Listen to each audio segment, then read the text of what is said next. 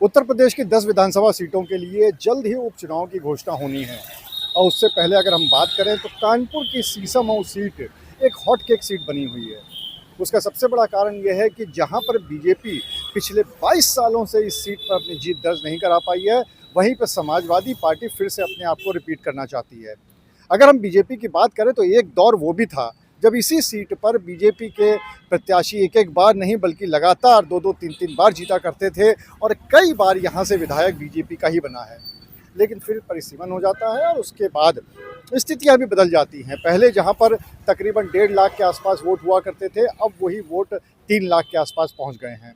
और यही सारे समीकरण देखते हुए बीजेपी पिछले 22 सालों से जीत दर्ज नहीं करा पा रही है। लेकिन इस बार जिस तरीके से बीजेपी ने अपनी पूरी मैन पावर झोंक रखी है, उससे ऐसा लगता है कि बीजेपी ने इसको अपनी नाक का सवाल बना लिया है।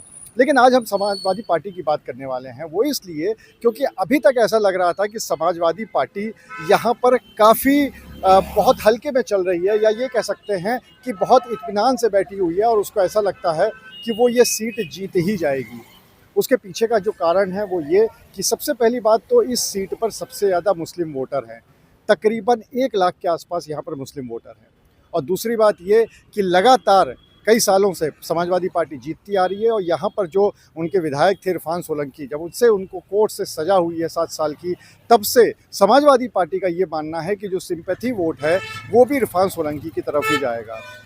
दूसरी तरफ मौखिक तौर पे ही सही, लेकिन समाजवादी पार्टी ने इरफान सोलंकी की पत्नी नसीम सोलंकी का नाम घोषित कर दिया है।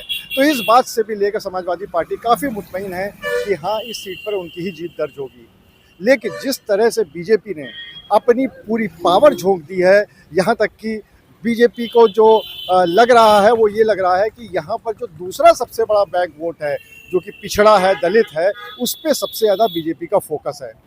कितना महत्वपूर्ण है ये सीट बीजेपी के लिए, ये इसी से पता चलती है कि यहाँ पर जो जिम्मेदारी है वो डिप्टी सीएम ब्रजेश पाठक के पास है, जो प्रभारी है वह सुरेश खन्ना है, जो उप प्रभारी है वो नितिन अग्रवाल हैं। इसके अलावा कई सारे केंद्रीय मंत्री यहाँ पर आ चुके हैं।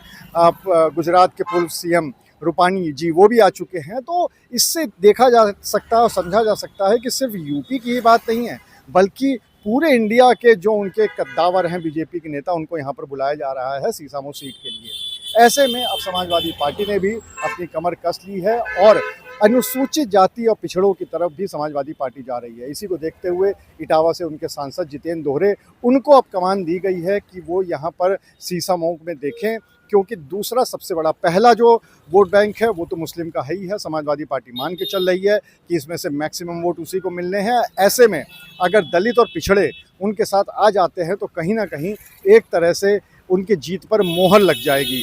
और जो बीजेपी की पूरी रणनीति है उसमें सेंध लगाने की कोशिश भी समाजवादी पार्टी इसी तरीके से कर रही है।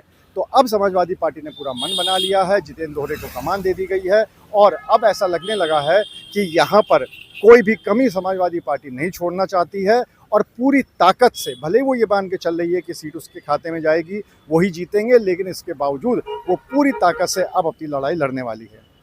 फिलहाल तो ये देखना होगा कि कब यहाँ पर चुनाव घोषित होता है और उसके बाद जनता का रुख किस तरफ होता है और इस सीट पर फिर से विजय किसकी होती है। अनुराग अग्रवाल, TV9 कानपुर।